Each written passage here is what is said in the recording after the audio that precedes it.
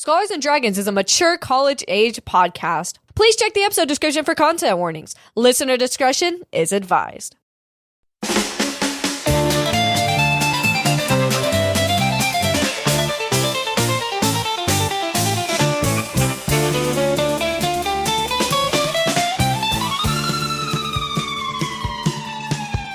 The devil went down to Faerun. He was looking for a soul to steal.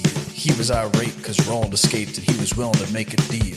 When he came across Flynn Taylor doing lots of thinking, fully lost in thought, and the devil teleported into the scene and said, "Flynn, let me tell you what. I guess you didn't know it, but I go by Zagreus too. And if you care to take a dare, I'll make a bet with you. Now you play a pretty good saxophone, but give the devil his due. I'll bet a sax of gold against your soul because I think I'm better than you." The boy said, "My name's Flynn, and it might be a sin, but I'll take your dare, and you best beware, because I'm the best there's ever been." Taylor, get your reed real wet and play your sax real hard, cause hell's broke loose in Faerun and the devil is a bard. And if you win, you get this shiny saxophone of gold. But wait, our saxophones already go.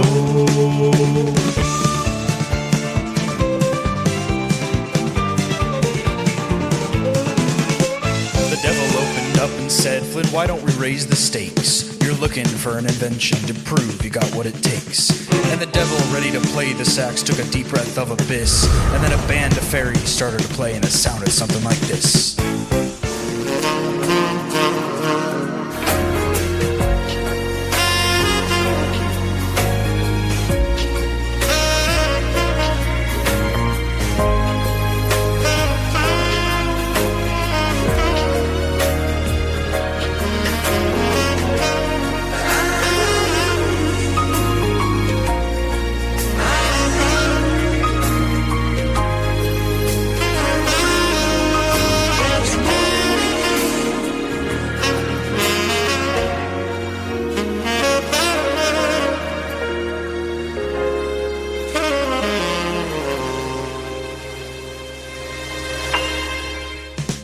When the devil finished, Flynn said, "Well, you're not so bad, weird dude, but sit down in the caves right here and let me give you this hot tune." Flynn and the mountain bus boys bust.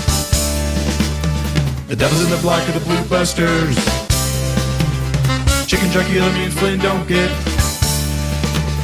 Does of course make sense, I wouldn't bet.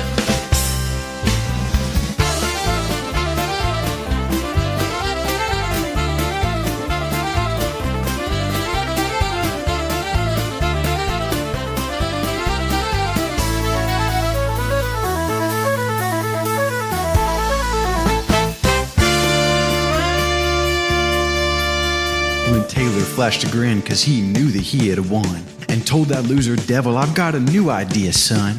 Papa said, "Make me a special item unless you want to try again.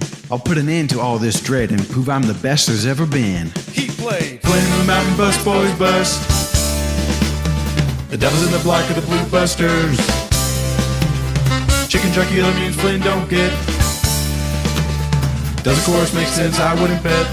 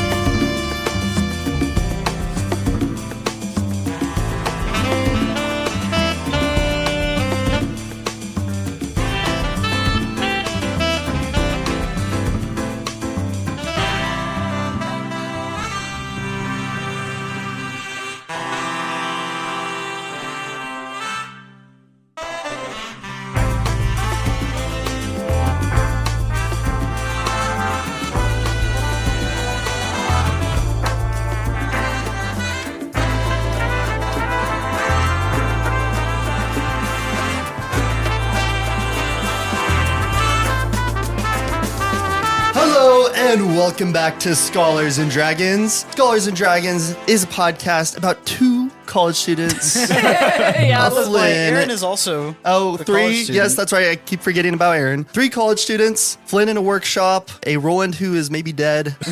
real. And then Fable the kid. So. And Shroomy. And Shroomy. And they were originally thrust in to find themselves before they lose themselves. And we're still going to fulfill that mission. My name is Stone Art, and I play Brock the Rock. Brock the Rock is the outrageous paladin non-worshipper of Alpha Chromosome Pi. that's right. That's right. Because Alpha Chromosome Pi is dead to Brock. Damn. And he is searching his new religion through Vecna as a intern acolyte, I think is what we said last time or something. Intern in training. I mean, Intern acolyte in in training. Yeah, acolyte in training. And Brock the Rock is devoted to finding his all-spec gusto while pursuing a minor in mixing drinks and learning kinks. What's the kink of the day? Brushing your teeth. Oh, but like ASMR, like brush, like Dude, like really brushing the going other at it. Dude, person's I saw teeth. Pi. Brushing Wait, the other other person- getting your teeth brushed by someone else. That's I would, crazy. like, no, Yeah. just every 10 seconds you switch where the toothbrush is. So you do a little I bit thought you in were saying yours, you a do a little bit little in theirs. Tease it, and be like, oh, it's coming in.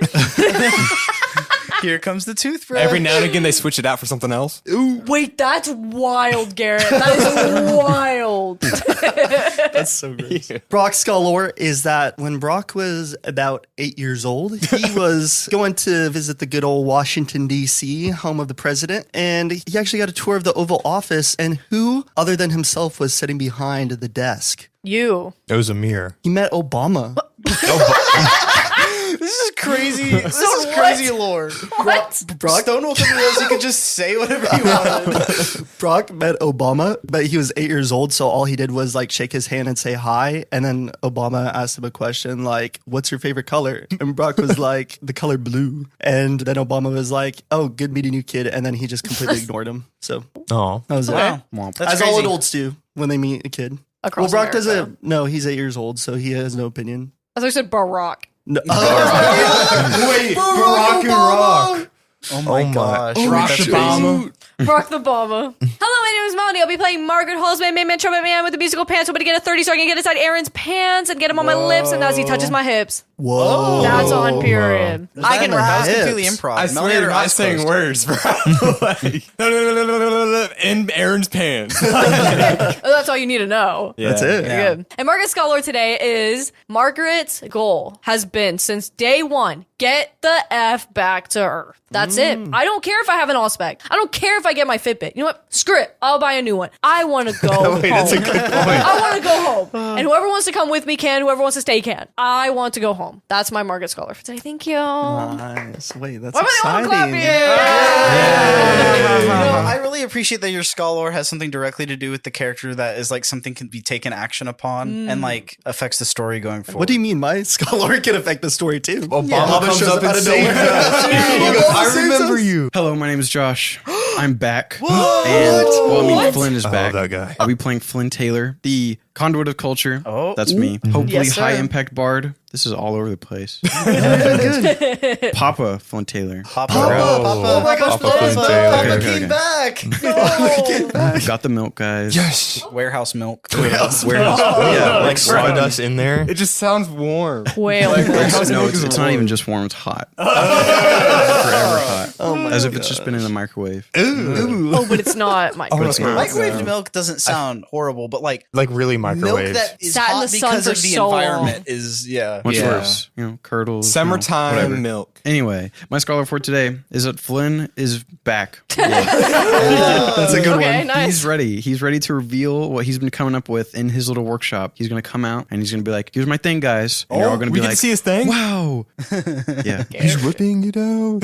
I'm so excited. It's going to be an idea that changes the world. How's it going, everyone? My name is Michael DiStasi, and today I will be playing the one-eyed, two-armed, big-hearted little boy. I'm sorry, you Nope. only have one Yeah, I eye? kind of forgot Fable has an eye patch. Yeah. He only has Oh. one eye. Oh, okay. I'm thinking of Cyclops. who I was are like, you? that was not in the book. Wait, who Oh is yeah, Garrett has zero idea. He's not listened to a single episode beforehand. Yeah. Who's Yeah. Fable? Josh also doesn't know Yeah. what. You know what? Let's cover this in character in game. Yes, that is a great idea. That makes sense. I am so psyched for today's episode, but unfortunately Fable is not. Fable is really confused because his one thing he wants to do is kill the Emperor, and he doesn't know any of the Emperor's powers or abilities or even what he looks like. And so I think the entire last episode he was just wondering why they were just being so mean to Dr. Acula. Oh. That's good lore. You sure love pellets, don't you, Fable? Yes, he does, dude. They're so good. I like how we're Is Fable a feeding- person? We're feeding. Like Yeah, he's skirting he is. around his Yes, character. we're feeding Garrett and Josh like hints. Hello, I am Garrett. I'll be playing Roland. I'm back, by the way. I'll be playing Roland. You can tell. The monk, warlock, business major, Roland Brown. That is God, me. he was a business major. When was the last time any of us really said our business major? Yeah, I or, guess like, we our could major? Never bestowed. He does it every time. And I was like, oh, that is right. I do the business. Yeah. And the scholar for today is that I'm back. No, I'm kidding. I'm kidding. My scholar is that Roland's been away for a long time. Who knows how long? I don't know what the day is. The number I is. told you exactly how you long. know. I know Nate that I know, but they don't know that I know. Okay. Well, they do now. Well, now they know. He got a lot of time to reflect. When he first got here, he wanted to leave. But now, does he want to stay? Does he want to go? We don't know. I like that. Cotton Eye Joe. Oh, so we Yeah. found out he's not dead. Oh, yeah, he's not Rolling. dead. If Oh, you're he back. might still be dead. Who knows? I might have a new character on the stand. Oh, I see. With What? Garrett being a gambler by his own nature, do we all want to place bets on if Roland is going to stay or not? Because I would be willing to bet that he wouldn't because of Dr. Acula. Never had a bitch before. He's down bad. Yeah, he's a little down He's bad. down We're bad. talking about Roland, not you, Garrett. We were talking about Roland. Now we're talking about Garrett. I don't like how synonymous that was. I'm so. I'm going to bet you stay, but I'm not going to go into detail about where I think you're going to end up. I think he'll stay. I think he'll make the wrong decision. No matter what it is, it's just wrong. That's crazy.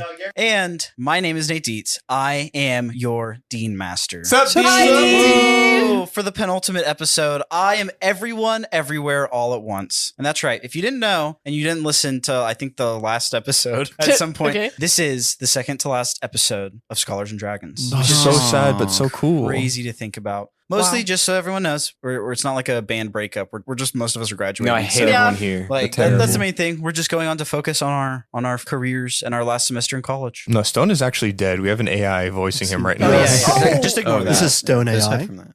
Hi. My scholar is kind of, I don't know, I mentioned this before, but I am a young filmmaker. My dream is to write and direct feature films. And I'm a walking ad for myself right now because I just want to throw it out there. Like, I have so many things written. So if you happen to be like really rich or like a producer or a studio listening to this, just hit me up. And you want to see your ideas come to life. Yeah, no, for real. Or if you want to see my ideas come to life and you get rich off of it, shoot me a DM via I like the that. email in our website, scholarspodcast@gmail.com. Yeah, it's on the Very, Instagram. you know, Very one of you casual, might very be out there. chill. And it doesn't matter if this is a 50-year-old audio log that you're listening to right now. Go ahead and try. Just Nate, see what happens. what if Girl. you're rich and famous? But you'll be rich I and am famous always by open then. to art. Okay, but Guys- Scholars and Dragons probably won't be so. Guys, if you think about it, we're like one of the first podcasts to ever exist because like 100 That's years true. from now, No, think we're going about to be like, it's going to be an exponential curve, right? Think Like about- almost everyone's going to Yeah, have I it. didn't think about it Oh that yeah, way. there might be so many movies in the 1940s, but films were only invented a couple decades before that, like actual like movies. And like, think about now. That's a good point. I'll It's see a you in hidden gem. 2100. You better be standing in the Smithsonian right now listening to this.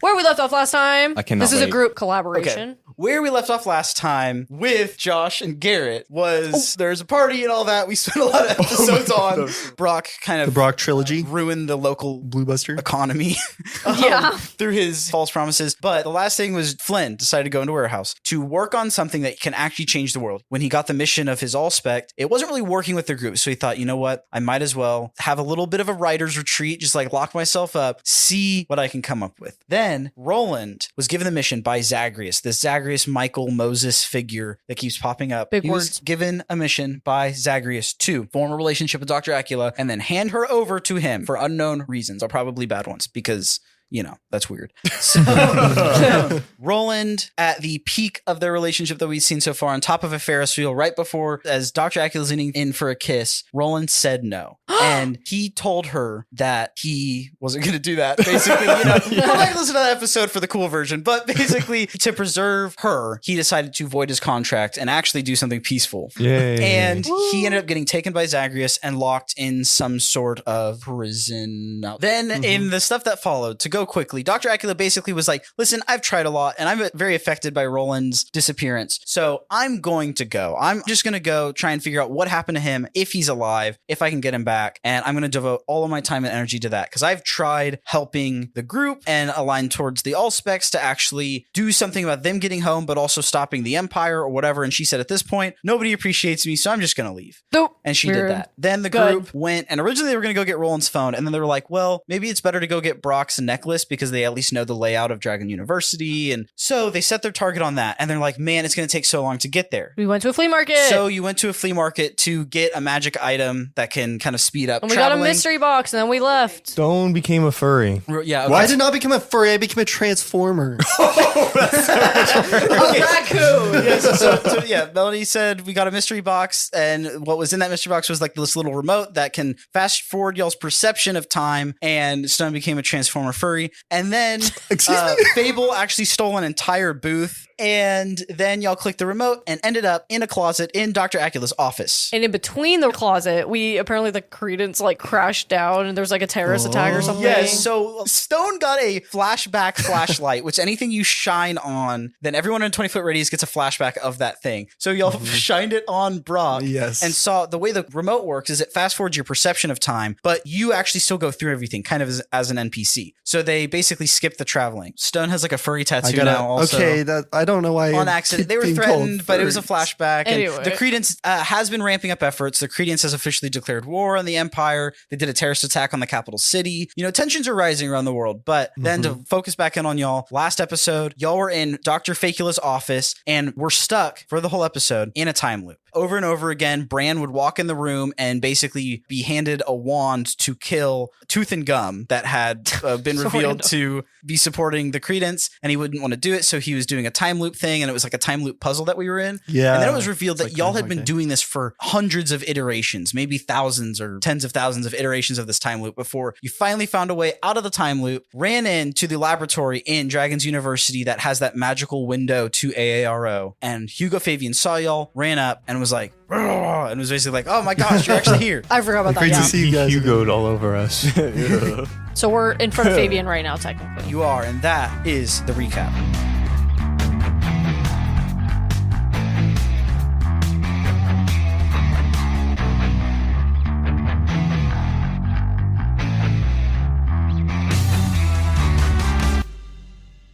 We have a cutscene, a quick glimpse, because something that was very important is last episode when y'all ran out of Dr. Acula's office, you accidentally left Aaron and Shroomy in the closet. She magically locked Shroomies the in the door closet. and Aaron couldn't get out, and y'all ran off. So we're going to cut over to them for an unskippable cutscene.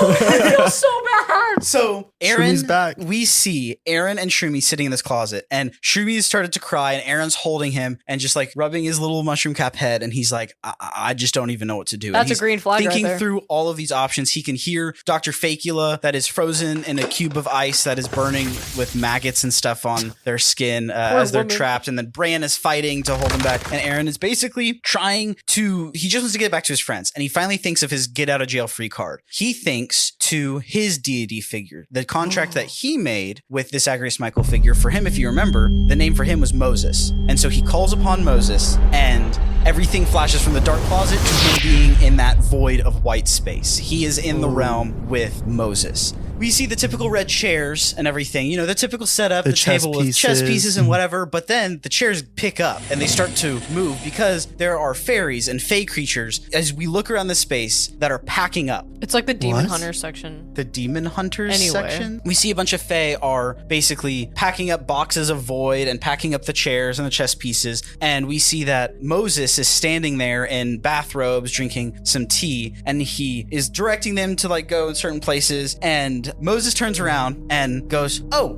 hello, Aaron. Yes, welcome. You know, I wasn't going to take your call, but I figured what's one more for memory's sake. And we all notice his voice is different, as his voice has been Who's a little Moses? different. It's Zagreus. It's Thank Michael. you. Yeah. Moses is going to turn around and kind of put his arms out and go, Aaron, welcome. What's up, bro? Come on in. And as we think about it, Zagreus, Michael, and Vecna have all taken on slightly different personalities. Even though they're the same entity, they act a little different for each person they make a contract with. And Moses walks over Wyvern puts his arm around Aaron and says, you know, man, I wasn't sure if I was going to take your call, but I figured what's one more for memory's sake? And Aaron is like rubbing his head. He's like, what is happening here? Are these fairies? Are these fae? Moses goes, yeah, you know, it's getting a little hot water around here. We're moving out. We're finding a new spot. You know, we're moving on. You know, thanks to all the data you collected with your sword. You know, it's been a long time. You're stuck in that time loop. I mean, you got thousands of years of data on that thing. So, you know, keep it as a gift. You call it the biotech sword? Sure, keep the name. Keep some of its power, but we're good. Our contract is done. And Aaron's like, what? Our contract? What are you talking about? That was just a time loop. I mean, it was just like the same 5 minutes over and over again. And Moses says, well, you know, I mean, come on, man. You think about it. It's not actually a few minutes. It's a time loop. It's over and over again. You experienced like, I don't know, 1,000 years? Long enough. Your friend Roland, he's out of jail. I mean, he's good. He paid up his sentence because, you know, the jail's outside of time. So it just kind of makes sense. So yeah, hey. And he starts like pointing to some fairies that like are about to drop a box. And he walks over a second and Aaron is just like, what is going on? Aaron is like, 1,000 years? What is happening? How do you move? You're in an extra dimensional space. Moses says, oh, you know, mortals are obeying the laws of time all the time. And I only have to listen to them when the HOA gets strict. But, you know, regardless, just want to say thank you for taking Gabriel's place. I decided to throw you the girl of your dreams as a little bonus, so no need to thank me. And Aaron's like, his eyes kind of go wide. Are you talking about Margaret? Who is Gabriel? And Moses says, oh, don't worry about that, brother. Just this operation needs to be under the radar. So I'm getting rid of yours and his memories of each other, so nothing can be traced back to me. Dr. Acula would have figured it out soon, which is why I needed to get her distracted with that Roland fellow. So yeah, your contract is good, Aaron. Roland's is done, so we're good there. And Brock, just keep him on target. His contract is still on. You know, I'm Vecna for him, so if he brings that up, just so you're not confused. But yeah, I think we're all good. Enjoying your adventure. And Aaron's like, okay, listen, the only reason I called you is because I'm stuck. I just want to be back with my friends. And Moses is like, you could have said that, hombre. No problem. And he snaps his fingers and everything flashes and we're back. Margaret Brock is now in the laboratory in the Dragon's University that shares that metaphysical space with AARO. Aaron is now next to y'all and y'all turn and you see him and Shroomy on his shoulder are just standing there and Aaron's kind of looking around and he sees you, Margaret, and he immediately just has this reaction to go for a hug. Oh. And Shroomy also holds out his little arms to you. Oh, I'm gonna do a big old group hug. Aaron runs up and gives you a hug, and Shroomy hugs your face. Roll for tightness of the hug. What? It's like a 13 out of 20. Okay, wait. Aaron's gonna roll for his tightness. What? No. Oh, bro got a 2. Oh, loose hug. Yeah. Wash, hug. bro. Oh, that's Heron. Can you hug me harder, please? And Okay, never mind. Hey, are you guys gonna stop hugging over there? We need to finish up our conversation with Dr. Fabian. We can't get distracted. We can't get distracted. And you can see Hugo Fabian on the other side of this magic window has his hands against like this force field kind of wall Hey, yo. that y'all are standing next to each. Sauna. Not like Taylor Swift in the Life of the Showgirl. Life of the Show. Not like that. He's like he's a He's a man putting up an invisible wall. you know, maybe it is like he's Taylor Swift. And he's like, He's wearing leggings, like Yeah, tights, exactly. like Her outfit. like a bodysuit. Gross. so you see dozens of scientists on AARO's side just like staring at y'all, seeing what's going to happen. And Fabian's just, Margaret Brock, you need to listen to me very closely. You are in considerable danger. and you can see he kind of turns his head and he has an earpiece on, kind of like a government earpiece. And he puts his finger up to it like every single movie ever to know that like he's getting fed information. And he like listens. Yeah. He's like, Okay, your attack of the imposter of Dr. Acula, whoever that is, Bran is holding them back, but it's not going to last long. You need to listen to what I'm going to tell you. Do you understand this? Do you understand? Yes, sir. Yeah, but also, how do you know if Dr. Facula is tied up? It doesn't matter. I have information. Hello. Kid, We might bring him to Earth. His name's Fable. do I not remember him? Fable. No, he never came from Earth. I think he's from I here. don't remember who you are. Okay, don't. Why does he have an eye patch? Okay, we're not talking about his eye patch. Okay, we need you to understand. You are in serious danger, so if you do not leave now, it could end very badly. See behind you, that pedestal that has the Alpha Chromosome Pi necklace. Yeah, Don't grab it yet. The moment you grab that, it's going to sever the connection that it is holding down here. If you grab that, I can no longer speak to you. So, I really want it. no, wait, sit, wait. I miss Justin. Justin, he's probably great, right? He's probably fine and been helping you this whole time, and you never let him go because he's my most beloved boy, right? Oh, they didn't tell you, the researchers? Who was, no, what? What? Well, I think he was getting research done or something.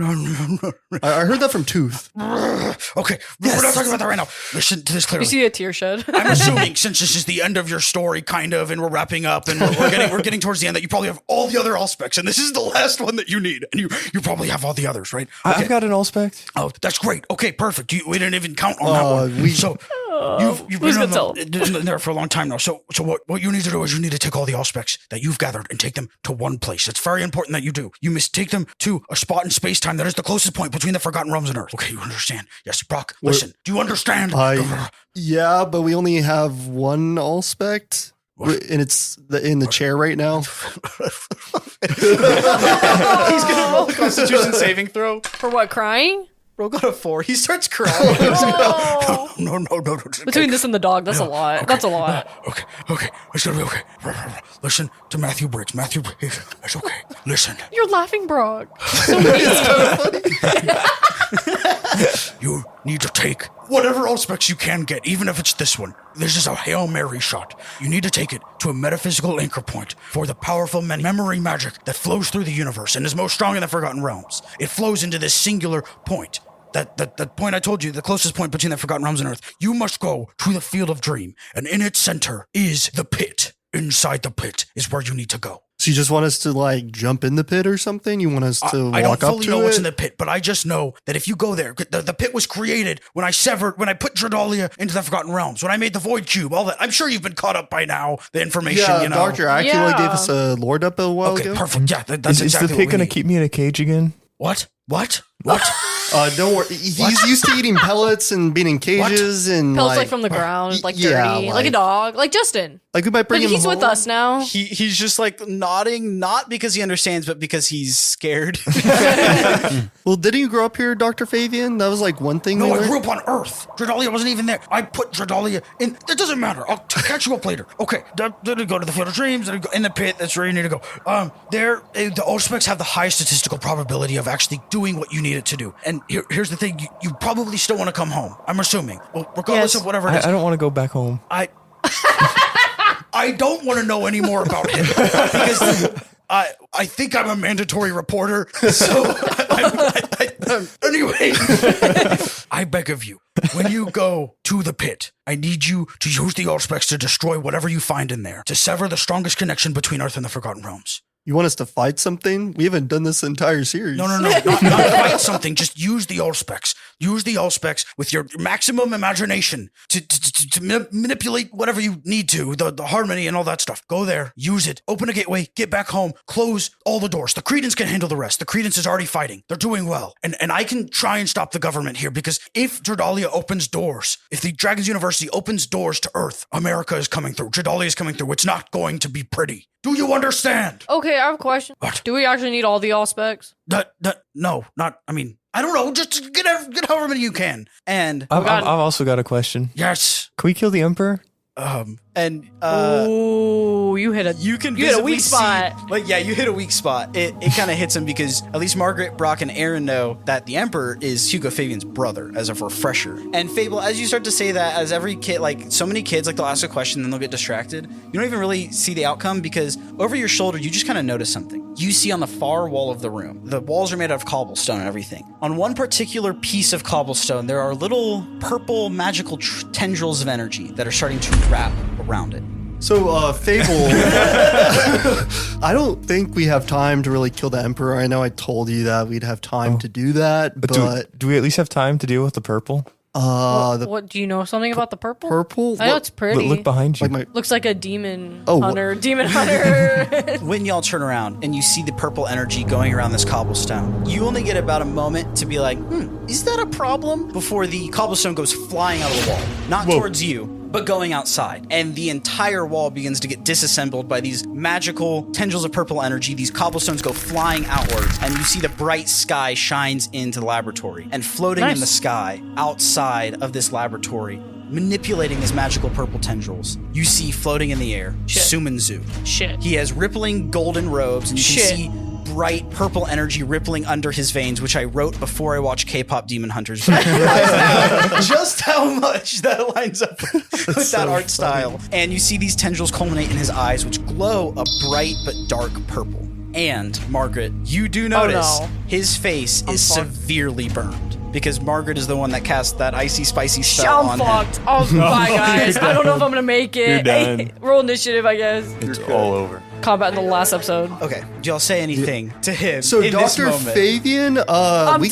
gotta go. Okay, I'm just gonna grab this necklace and we're gonna head out. I don't know if you see that giant floating entity. I think that's your brother, by the way. Yeah, you glance at him and his mouth is open and his eyes are kind of stinging with red as he's seeing his brother, which we kind of see the illusory form of Dr. Acula kind of ripple over him for a second. So everybody in the room can finally like really piece it together because none of the people in the lab have that it's the Emperor that has been impersonating Dr. Acula. They all kind of figured out someone was impersonating them, but you couldn't figure out. No, we knew who. that. And Fabian doesn't say anything. He's just staring at his brother. And then Aaron like grabs your shoulder, Brock. He's like, Brock, I think you need to grab that necklace. Okay, I'm grabbing that necklace. And you Do you get like low-key like shivers as Aaron's touching you, Brock? No, I do not. That's said my that so man, confidently. actually. Yeah. Good. But I've been in a box with him for too long. Because we were in the closet. We were in the closet yeah, for a they while, shared- so I'm just used to the dark closet. No, they shared a moment when they first went to the caves, the Blue Buster Yeah. caves. I Yeah, we remember did that. at one point. And then they never did again. No, Yeah. they did here and there, actually. Anyway. School Yes. opens. Anyway, Grab the necklace, Brock. Grab the necklace. Okay, you grab onto the necklace. There are tons of diodes and electrical connections and magical connections to this thing. Brock grips the necklace by the silver chain and slowly starts removing the alligator clips,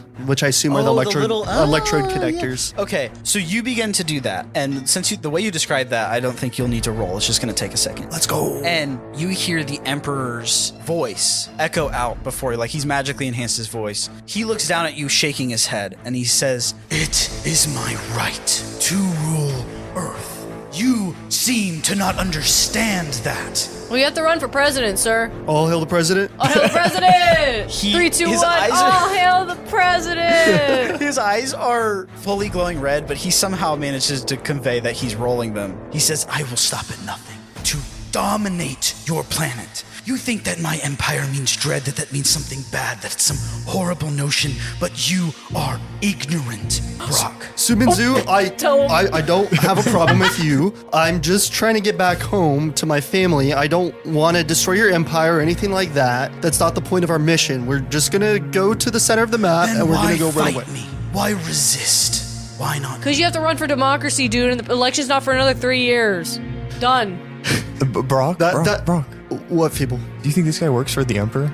I think that is the Emperor. Fable, that's But the Emperor. also, we're not fighting the Emperor. And he wants to run for president, but So he's he the pre- can't because he's not a politician, and the election's not for another 3 years. I know you don't know what that means, but we'll explain later. Okay, Okay. well, you can explain both parties and the third ones, you know? I thought we Quit were your a party. squabbling ants and listen. If you do not wish to resist me, I posit you this. Bend the knee. What? What was that? Ay, caramba. So if we bend the knee, like, what's going to happen next? Bend the knee and bow to me. Surrender your fealty. You're really good at rhyming. Maybe you should make a campaign slogan. Hey, we're going to leave your nation. Just give me a second. I'm getting the last of these electrodes off right now. Really? Easily. Oh, can you explain how? I'll explain you how to run a whole presidential campaign, and you can run for president with Earth if you take me home right now. Or if you explain me how you'll take me to Earth right now. Margaret, it's great you know how a democracy works, but I don't know if you've heard of a tyrant. He's standing in front of us right now. Okay, and I want to go home. There is no place for democracy in Dradalia. Okay, yeah, you're not winning. Nate, I have a question. Yes. So this is like a very like technical, like there's like wires and stuff running throughout this place. There are. So like a generator or something powering this now that the walls have been removed? How about you roll an investigation check? 13. 13, I will say because the walls have been ripped apart, you do start to notice that there are magical kind of conduits that are being focused, kind of like a proto-arcano technology situation. They seem to lead possibly to an adjacent room, but you're having a hard time really telling. But also keep in mind, and I'll say you realize this with your investigation, half of the room still is taken up by a metaphysical window into ARO. If that necklace is removed, you will be able to see the other half of the room again. Okay. Margaret, I will tell you this. Bend the knee, show me your fealty, and allow me to rip the allspecs from your soul. Dog, the only person I'm getting on my knees for is Aaron Sisyphus right here, dog. I'm not doing that. This is a very college-age podcast, let me tell you. He smiles at Can I get a Rizzometer upgrade? your... how about you roll a luck roll and add your charisma modifier to it? Oh, you mean 13? Plus 13 on that? Wait, no, charisma straight though. Not persuasion, just You mean charisma. 14? No, I'm just kidding. How is it? Damn. How would it be more? 10. Okay, I will say Aaron blushes, but it's not going to be enough to make like a roll. It's Side more of like eye. an embarrassing blush than a what I'm like, oh. And He makes those sounds. the Emperor smiles and shakes his head. He crosses his arms and he's flying in the air, just to remind you. And he says, I find your insolence so admirable. And if you were anyone else, I would have squashed you like a bug a long time ago. Rar. But unfortunately for me, and very fortunate for you, I cannot risk even a fraction of my power touching your mortal forms. Is it because you want to come to Earth and you'd kill an Earthling? It's like America. Like, It is like if it's a different because- country. What are you If- talking about? It is because I cannot risk harming you, because if you die, I lose access to your allspecs. What we all fail to understand is that you are not bound to your allspecs via totems, but that your totems are a vessel bound to you. That you didn't lose those memories, those parts of yourselves, when my brother did those experiments to send you here. You lost those memories to make room for the allspecs that are now in your very souls. So, you have a partial immunity like a pebble in my boot. Bro, you wear boots? But you like know Tim?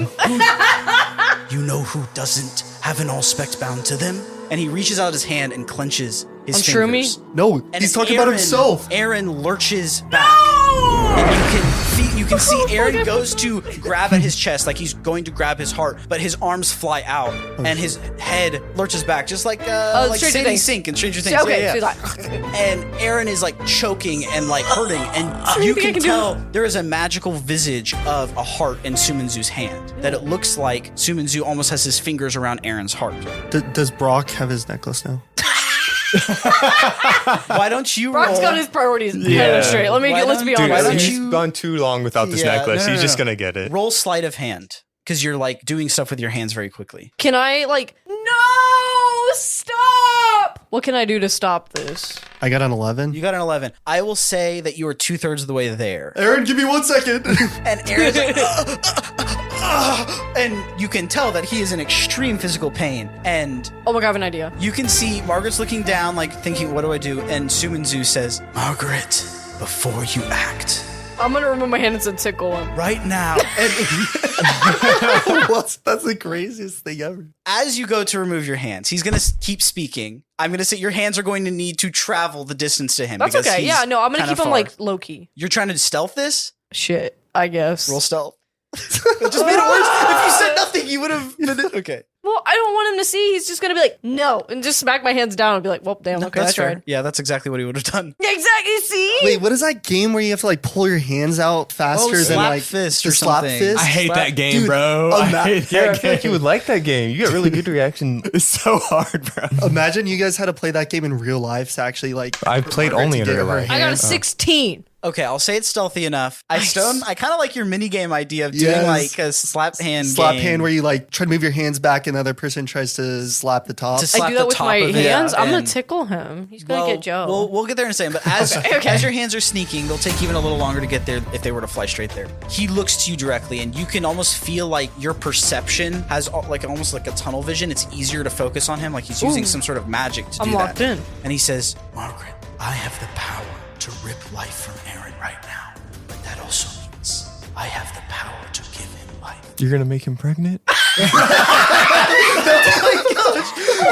Dude, that's crazy. That's crazy. Oh my gosh, the Virgin Aaron. Oh, That's crazy. That's some sort of kink, dude. Oh my gosh. dude, that is though, like He- an actual one. Sumanzu, I don't think he has a sense of humor. I don't know. I guess he does, but he pushes past that. Can we have Fable say that out loud? Oh, yeah. Like, No, that, I thought that's what people Yeah. said. Yeah, I think okay, Fable nice, said nice. that. It's so great. Aaron, like the corner of his mouth try to creep forward in a smile, but he's in too much pain to really appreciate it. And Sumanzu says, not only can I send you home, Margaret, but I can give him a life there too. Imagine the future. Imagine if you simply bend your knee and let me rip the Allspect from you. You can go home with the love of your life. Aaron, did you hear that? He He's said, I'm the love of your life. you look at him and his heart is being gripped magically as he's levitating off the ground like Sadie Sink in Stranger Things. Ooh. That's a crazy reaction. Brock, Yay. what do we do? This is your man. I'm trying to get this necklace off. But it could be it could be Hold on. Just got to use my sleight of hand to... Brock, this could be our man. I'm all right. He's all yours. Do you want to come with me? I've been in that closet for way too long with that man. I know you've been in the closet for long enough, Brock. Do you want to come home to Earth with me? Yes, I want to go home to Earth. So let's follow Sumanzu home. No, but Sumanzu is going to kill us so he can go home because he needs his train But ticket he's to going to take Earth. both of us. Oh, you're right. He's going to kill Earth. And just as you say that, No. you Aaron's notice, not dead. I'm going to cast bees. Wait, no, you're No, good. no. You look over and you notice that a streaky white substance flies out from the sky. And you lock in and you're like, what the heck? And you see it is a strand of spider web. As it hits the It took Emperor in place the so much face, fucking Spider-Man. it wraps around his head, and you see Roland Brown swing in using the web slinger cannon. Let's fucking go! And behind him, you see that a black hole opens up, and from it comes the Cocainguin's 1960s Corvette Stingray that he flew that one episode like forever ago. Oh my god. And he flies in with Dr. Acula and Flynn in the backseat holding this device. And they fly in, and Roland, you want to try and stick a superhero landing? Yeah. Why don't you roll acrobatics? I got a 9. So I like the idea that No we get this pose. triumphant music and you like swing down and you go up and you start to do a flip and like you're going to do a backflip, but then you kind of lose momentum on the backflip, so you just kind of slowly land on your back. We are so back, baby. So the Corvette comes down and parks, and I guess Flynn hops out, and Flynn. I'm back. Papa? Hi, back. And Roland? Who's that? That's a child. kid? We replaced him with Gabriel. Aaron's like Gabriel's gone now. he's a slave kid. Can we do something about this? Aaron, I'm going to fix this. Your hands, Margaret, finally reach the Emperor, and right now Oh my he God, has I forgot about sticky, my hands. he has Thank sticky you. webs all over his face. So I'm going to give you advantage for sleight of hand also to tickle him. Yeah? I got that 20. Let's go. Okay, your hands snake up. And where are they tickling him? What do you do? We got the neck, we got the collarbone, the feet, and the knees. We got the pitch, we got the back, and a little bit of ass. Can I get a bardic inspiration? Is that what Margaret sings? Let's go.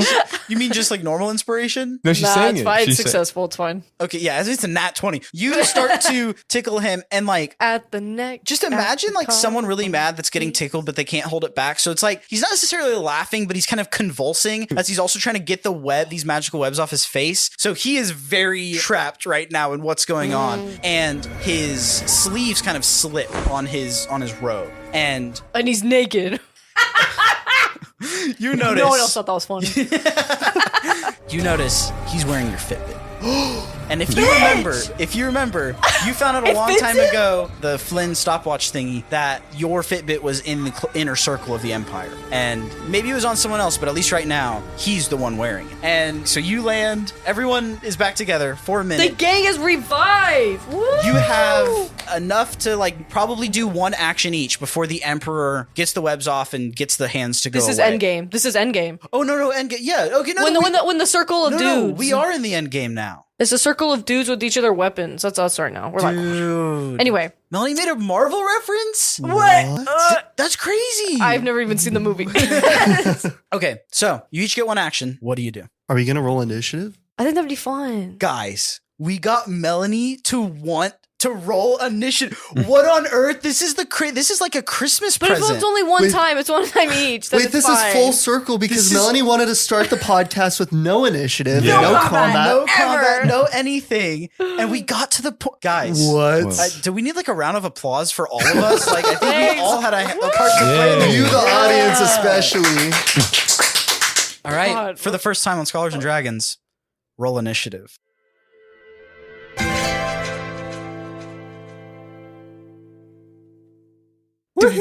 Okay. Oh my goodness. That's crazy. I got a Are 5. you freaking kidding me? I guess it makes sense. Aaron got a 1. 21. Oh, I guess I need to write this down. 16. Okay, and Aaron got a natural 1. How about, real quick, before we go into initiative, we take the time. Flynn, what are you holding in your hands? Well, I'm holding a giant gauntlet. It is a gauntlet? It's going to be a gauntlet. Okay. This giant gauntlet will fit on my hand and my hand alone. So it's not that giant. But so the thing that I invented contains the power to combine all of the allspecs, all of ours. Whoa. And they each will have their own spot on the knuckle, Okay. on each knuckle. And one on the back of the palm. Kind of like the What a unique like the- idea. Yes. Like I the know, it's really Kyridian. cool. It's like such a good idea that it could make Adventure billions of dollars Yes. in media. I know. I'm just genius. And like the fact that Flynn came up with that in the 1920s. Exactly. I mean, oh my god. Oh my gosh, wait, I see it now. Flynn came up with the Yes. I gauntlet. mean, you could make the best movie of all time out of Maybe. this. I mean, one of them. the highest grossing film. Probably Avatar. so good that you could do like 2 parts Like, of the movie. 2 parts Yeah, on it. yeah. So good that it kind of like low-key ruins a franchise for a little bit because it was so good. Anyways. Wait, does that So- mean you need to get all the allspecs, or do you already have? Does that just automatically magnetically Well, they're- bring them together? It is like an empty template. Okay. It's Yeah. used to unify the all specs that it can have access to, and it has up to 6 slots. Interesting. Do you snap? Now, into initiative. Fable got a 21. Period. Fable, it is your turn. How are we going to do this? All right, so I think Fable's just waiting to mark the Emperor as soon as he saw him. And now that he has a chance to do it, I think he's just going to fire 6 Eldritch Blast at him. 3 Eldritch Blast. Yeah. Wow. Oh my gosh. Okay, that's actually sick. He goes from being this little, like, innocent-looking boy. I mean, I guess he has an eye patch and he's wearing leather with a dog Or collar. transforms but into Captain America. I just imagine you just, like, wreak havoc. Okay, go ahead. Do your roll. I guess, is it an individual roll for each? It is. Okay. You ready? Yeah, just go ahead and crank through them. 16, 13, 24, natural 20, so 26. Okay, that one will be double damage. 17, and 9. Okay, 4 of them hit, 1 of them is double damage. So imagine Fable just like steps back into a fighting stance. You throw your hands out as 6 Eldritch Blasts go flying across the laboratory outside. And right now the Emperor can't really see. His face is kind of blinded. 4 of them hit him directly. 2 of them fly over each of his shoulders. 1 of them doing double damage as it hits him right in the face. Sumanzu takes 34 force damage throughout his body, 1 of them being directly at his face. And we move on to the next person in initiative. Brock, how are we doing this? Brock, I assume, is finishing up taking the electrodes off. I will be generous enough to say, so that you can do something else for your action, that just as your turn starts, you get the last clip off. Brock suddenly feels this weird energy like he's entered some sort of initiative and he's like, oh, I'm excited now. Been waiting this the whole time. Okay, so Brock grabs a necklace and he's like, I hate you so much, but I need to do this for my friends. Oh, you're talking to the necklace. I'm talking to the necklace. Oh, yes. okay. And so Brock puts on the necklace and he says, all right, let's do this. I couldn't think of anything cooler.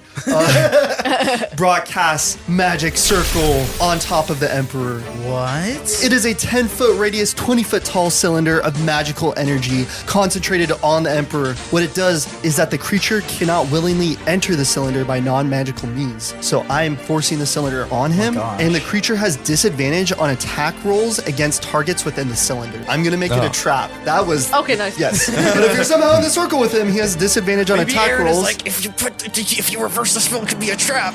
Yeah, it's reversing. It's like it's going out one way, right? Like he can exit, but then it just flips because Brock hears that. Okay, cool. So you do that, and then you feel this tingling of the Alpha Chromosome Pi necklace on your chest, and it is waiting to bind to you.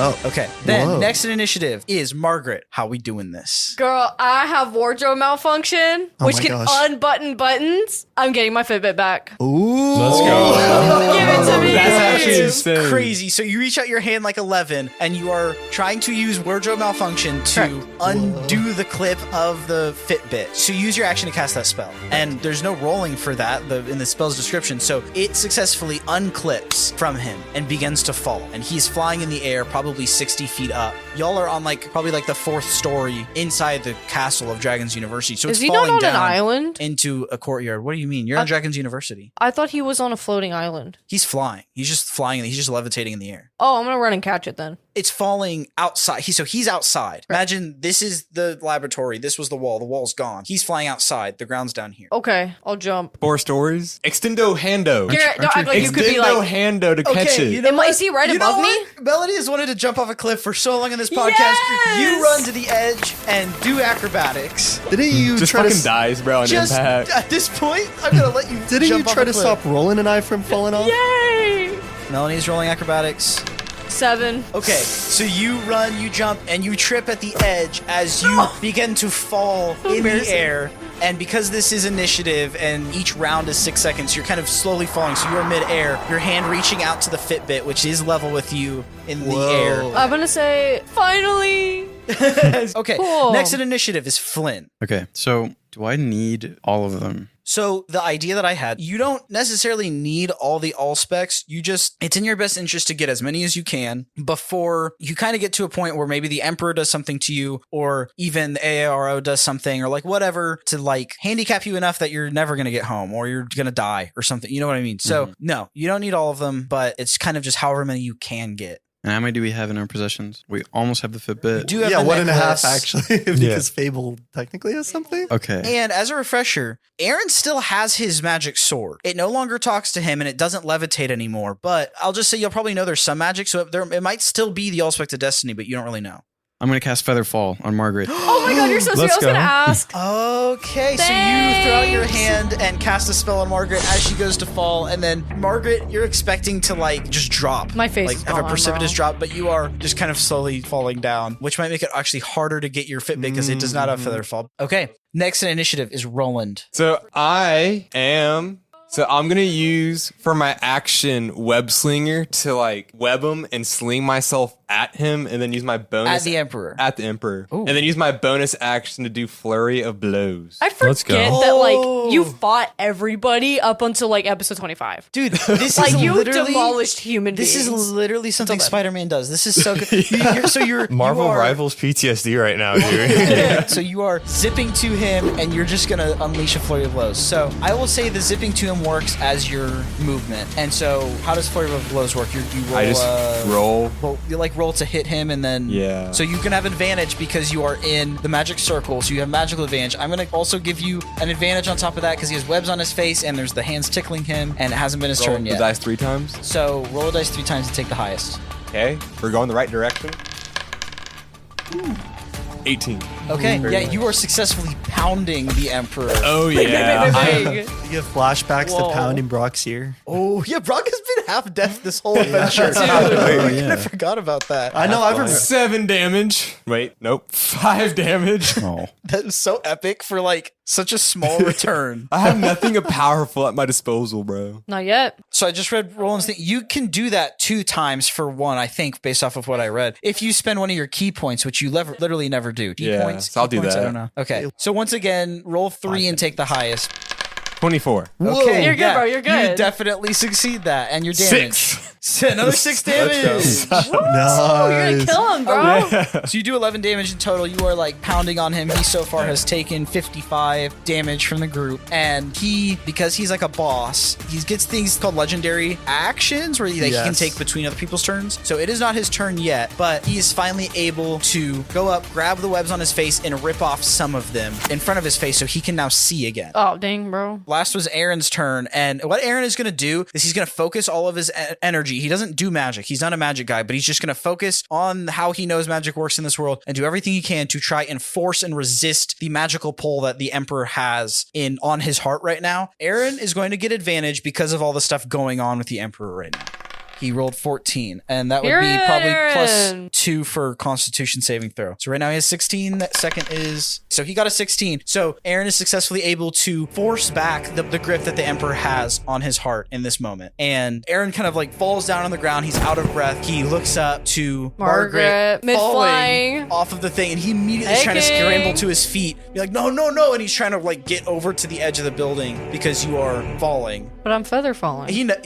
We know that, but he doesn't Damn, bro. necessarily know that.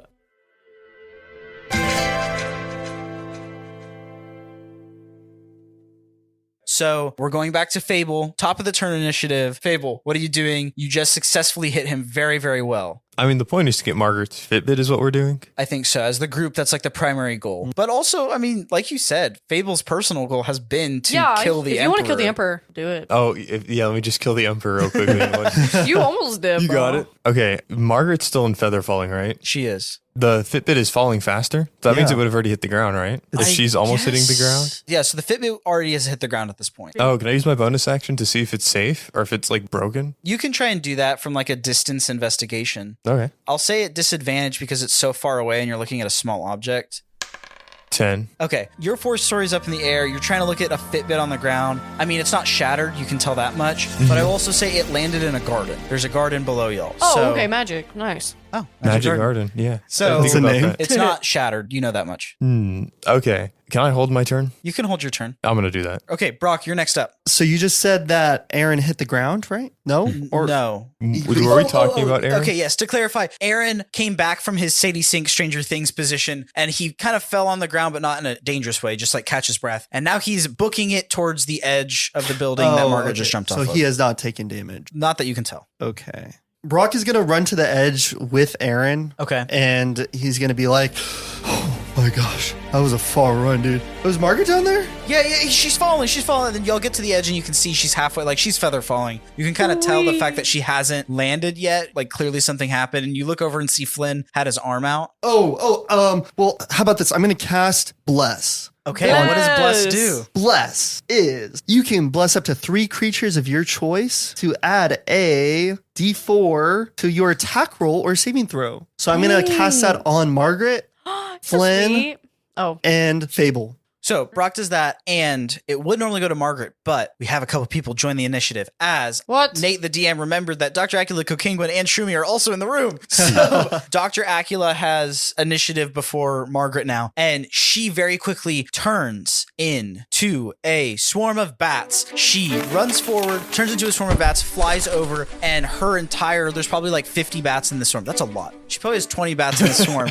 And she's swarming around the Emperor, having her bats go and take little nibbles out of the Emperor and his robe and like tearing the robe up and stuff like that. So she's over there also helping. And now it is Margaret's turn. oh, period. Okay, I'm gonna try to grab my Fitbit and Okay. try not to die. So your movement can be basically be you waiting to fall the rest of the way down to the ground. Correct. You run up to your Fitbit and you just grab it and slap it straight on your wrist. Guys, this is a historical moment for me. Okay, let me describe this. So I'm falling. Ow. And I was like, thanks, Flynn. Thanks. Yep, no problem. I bless you too. Thanks, Brock. You're welcome. Aaron, are you feeling okay? Yeah. Okay, I'll come kiss and make it feel better. My Fitbit! I look on the ground and I see a black watch. It's black? I thought it was blue this whole I time. thought it was green. All right, it was it's blue. blue, green, black, and what else? What did everyone think it was? Like Blue your again. lavender water bottle. I don't know. All right, lavender Yeah. water bottle on it, sticker, like literally your a watch. little bit of yellow, a little bit of blue and green. What'd you think Why'd it you was? blue? I didn't Blue. even say yellow. Why'd you point at me? Oh, yellow. All right, so we got yellow, we got green on one band, blue on the other band, a little water bottle sticker on the watch band, and it's like a Fitbit's kind of like more of a strip, like Apple Watch is like a Yeah. square, and so it's more of a strip. And I look at it and I'm just like, I put it on, and I'm just like, wow. I touch it, I caress it, I check the moment step count. You put it on. You I'm kind like, of. Sumanzu, how did you get 20,000 steps? That's like 21,057 is actually crazy. Just how today? the fuck? In one day? Yes. And first of all, how did you find a charger for this? Like, Yeah, how did y'all you do even that, have this here? Sumanzu? It's like, wait, yeah, how does that even work? And you feel, Margaret, on your wrist, kind of a tingling, like it is waiting to bond to you also. My Fitbit's back to me. Guys, my Fitbit's back. Okay, we'll pass on to Flynn. Nice. Okay, I saw that Margaret got her Fitbit, and so Flynn's gonna cast Major Image, which Whoa. allows me to like create an illusion that is very real looking, including smell and other senses. So I'm gonna cast that and make a box around the Emperor in the air that is one-way mirrors on every side. So we can see him, but he just sees himself. Whoa, that's so That's smart. interesting. And that will give us a chance to escape, hopefully. We're really boxing him in. Like, I put the magic circle around him. Yeah. I hit Doctor, him. yeah, we go. I hit him. You hit him, Roland. Twice. Good job. Dr. Twice. Acula put the bats around him, Dude, and then now he has the yeah. mirrors, the one-way mirrors. For being the first time in like this group, because obviously y'all didn't serve you, but like the first time in this that we're doing combat, like y'all are being, and also the first time Roland and Flynn are back, y'all are being a really good team, which is like surprising to me as That a is DM. cool. I'm like, oh my gosh, it only took us saying that it was the second to last episode for y'all to decide to pull together. Okay, Flynn just casted a mirror box, a one-way mirror box around the Emperor, and right now Dr. Acula and Roland are in there like fighting him and stuff. The bats are surrounding him. Brock did the cylinder thing, everything like Stone saying, we really boxed him in. And now that Flynn's turn is over, we are like stepping out of combat because the Emperor is taking another legendary action. And what he's going to do is he's going to reach his hand out from the swarm of bats. And as Flynn is conjuring this one-way mirror box, he like slips an eye down because he wants to see where the Fitbit went. And he can see just for a second that Margaret has put it on her wrist. And as the mirror box forms around him, he is going to cast telekinesis and rip up a portion of the earth that Margaret is on. Oh, and be so lift fucking it for up real. into the air. And Margaret, in that moment, as you feel the tingling on your arm of like your Fitbit is wanting to bond with you, like it's ready to do that, Yeah. you kind of realize the reason it hasn't bonded with you already is because it is still bound to the Emperor. And as you go up, your Fitbit kind of flies up, not off your hand, still on your hand, but it's kind of getting attracted to him, and he grabs onto it. He And grabs onto my wrist, basically. onto your wrist. He's holding the Fitbit That onto your is wrist. Intimate. And he activates the Allspect of Harmony to use it because it is still bound to him. And in that moment, everybody falls asleep. Everyone closes their eyes. Bye, guys. And you all wake up in an extra dimensional kind of space. It's just this boring room. And you look up and you notice that it is Brock, Margaret, Flynn, Fable, Roland, and Aaron sitting in a circle Shroomies of happy with chairs. Dr. Acula. And those are Okay, the only what? people in this room. Okay. And in this moment, you realize that this is a pocket realm that is like a mental pocket realm that's been created with the Allspect of Harmony. And each of you, each player, will randomly get folded note that I'm about to hand you. This is kind of cool. That either says you are your player character, or it says you are the Emperor. What? One person is seemingly an imposter in the group. No way. Sumanzu has seemingly disguised himself as one of you, and you have 5 minutes to discover who the imposter is. If you successfully vote out the real Emperor, then Sumanzu will get a mental pushback. You'll like leave this little realm. He'll get a mental pushback and be temporarily completely unconscious, giving you enough time to run away or do whatever you want to do. And if you do that, then you will get a last minute level up. Let's go. If not, then we'll see what happens. So, question: the imposter Is the imposter taken sus? by? You know how Sumanzu would be Dr. Acula? Is that what's happening right now? Like he's impersonating, like for example, Brock or me or Roland, or is it literally like one of us as player characters is an emperor all of a I sudden? almost like the idea that it's like you're still your character, but you've almost been hijacked by the Emperor. But for this specifically, do not say like what you have.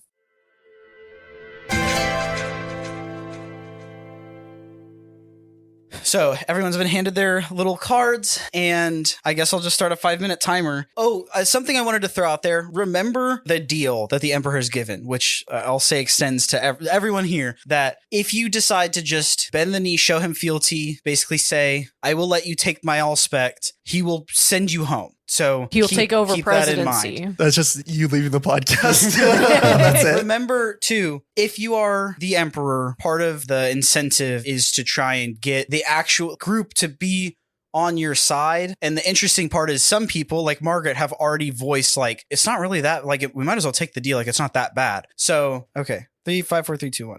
5-minute podcast. Well,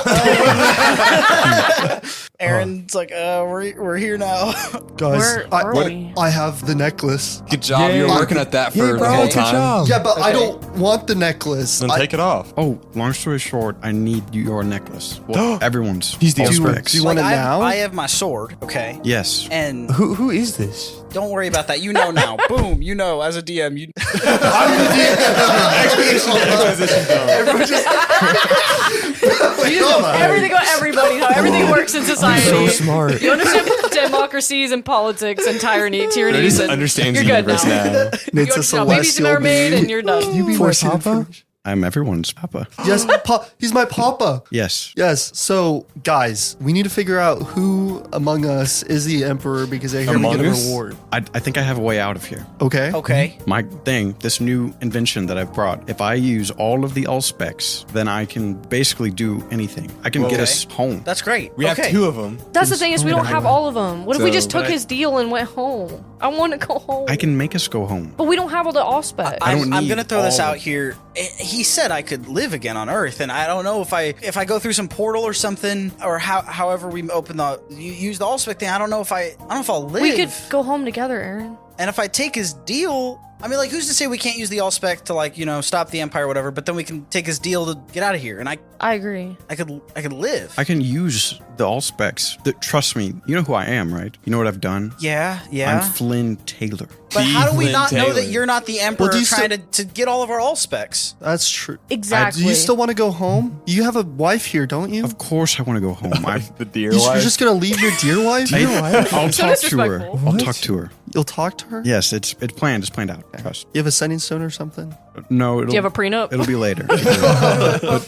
We have to remember, though, one of us here is the Emperor, and he's the only one actually trying to make a move in this weird situation that we're in. Well, that's because I think I can get us out. Why would I not use a tool given to me? Well, we can also get out by just saying, "Oh, Emperor, take our thing." Like, I agree. Our allspec. I mean, I know y'all weren't necessarily in the room when he said the stuff about it, but when he told it to us, I mean, it's kind of like, is it that bad to let him do that? But he offered you a deal? Yeah, he said bend Bend the knee. over. Okay, Yeah, he said bend the knee. give us the loyalty kind of thing, and then he'll take the allspec from their soul. I mean, I don't have one really. I mean, sort of. Anyway. Does that sound like, I mean, Well, but then he'd run for president. He'd probably not win anyway. have you heard of a deal with the devil? You know, like that kind of thing? Okay, yeah, but I'd get to go home, which is the whole reason why, like, I didn't want to be here this whole time. I've been stuck. Or a monkey paw. But- there's always... Going home does sound kind of nice. I mean, You can go back to your gym with Johnny B. Yeah. Johnny B's stuck here, dude. You're not gonna see Yeah, him what again. happened to Johnny B? Johnny B's all right. Johnny B's all right. He's all right. His way of bringing you home will have unwanted consequences. Okay, guys, we have like a minute and a half left, and we need to remember the fact that if we can vote out the right one,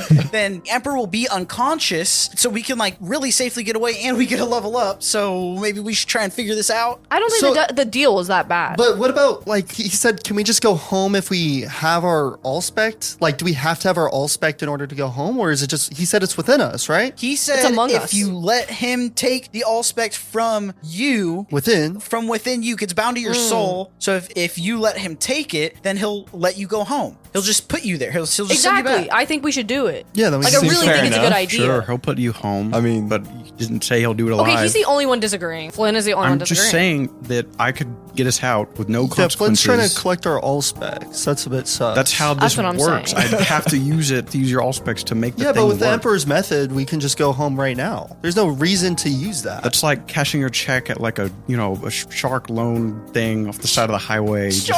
yeah, no, like loan I can shark. get instant money right now, so why not? Oh, There's not going to yes, be that repercussions sounds- later on, right? Like it's- Sounds great. I mean, makes a good America's point. already pretty. Guys, we have pretty 15 fucked. seconds. What are we gonna do? all praise. Who are we voting? Follow my plans. What? Yeah, who are we voting? What was that? What was? And as the timer goes off and Margaret decides to do that, how about if you're the Emperor, say it's me on the It's- count of 3, 2, 1. Wait, what? We're all the Emperor. And you come back out of it and No. I thought I was fucking special. Each I thought one I of was so you special. I couldn't stop laughing. was given the card, you are the Emperor. And All it of us? hits you that Wait, now everyone had the Emperor card. even me. yes. You suck. What? And you come back to an actual reality, and we see that he used the Allspect of Harmony also on Dr. Acula and the cocaine and stuff to pull them back for a second. And so, Roland, you go flying back to the balcony thing where you're like, Bye, King. and right now, Sumanzu is still levitating in the air, and he is holding onto Margaret's wrist with the Fitbit on it. And he looks out to all of you with his veins popping, these purple magic still glowing through his veins. And he shouts with this visceral, like, as he speaks, like spittle comes out of his mouth as he's just so furious at this That's point. gross. And he says, "You fail to understand. I have been in control the whole time." And he blasts out to each of you this psionic wave and you all receive this vision from him. And we move into essentially this cutscene of this lore that is going directly from him into y'all. And with the presence of the Cocainguin here, hey, it's not like that. Oh, Bro's a freak. With the Cocainguin here, right before y'all pass out in a sense into this cutscene, the Cocainguin also forces a psionic wave out because you all surmise the Cocainguin knows Sumanzu is going to try and push his perception of reality onto you, and the Cocainguin is not pushing a psionic cutscene at the same time to try and balance out for the most neutral, Dude, our nose lore are going dump to be bleeding. as possible. Yeah, you're The going to be only like thing- 11 Yeah. from Stranger Things, but with 2 nosebleeds. One for the left nostril for the bad, the right for the good. There's like red and blue blood for some reason. As you all pass out, you begin to get the context for the cutscene that is about to happen. And the context behind that is, at the end of the Great War, Octavius Hugo Fabian, secretly working for the Credence against his brother Sumanzu, took the Allspects of time and the Allspect of knowledge and combined them together in order to try and banish the Allspects of magic, monsters, and curses from Earth. This is 10,000 years ago. Tried to banish those 3 Allspects outside of time. He successfully does so, and when he combines the Allspects of time and knowledge, he creates the Void Cube. And the universe, in order to balance itself out, equally creates that pure white cube we've seen a few times, the Plenum Cube. In that moment, all magic, monsters, and curses, and all of Dradalia are pushed out of Earth, out of Earth's history, outside of time, and into a place where all things go and they are forgotten. They're pushed into the Forgotten Realms. And from that moment forward, humanity, going forward, forgets about Dradalia, about magic and monsters. Now, we look ahead some. After the Great War, now that Dradalia is banished outside of time, outside of memory, into this new realm, Sumanzu is furious, but he doesn't know that it was his brother who was the cause for this banishment of Dradalia. That's crazy. He had no clue because Octavius Hugo Fabian had been working secretly. He had been empathizing for the Credence's values, the idea of personal freedom over total peace. And part of Hugo Fabian wanting to ensure that the people of Earth could stay safe and that there wouldn't be extra retribution of Sumanzu trying to get back to Earth, Fabian decided to stay in the Forgotten Realms. Sumanzu spent years in the Forgotten Realms rebuilding his empire, going out to various nations that already existed in the Forgotten Realms for eons, spreading the idea of totalitarian rule but ensuring peace. And while the empire didn't have the same might as it did on Earth, he allied with nearly every single nation in the Forgotten Realms, technically spreading his empire across the entire planet.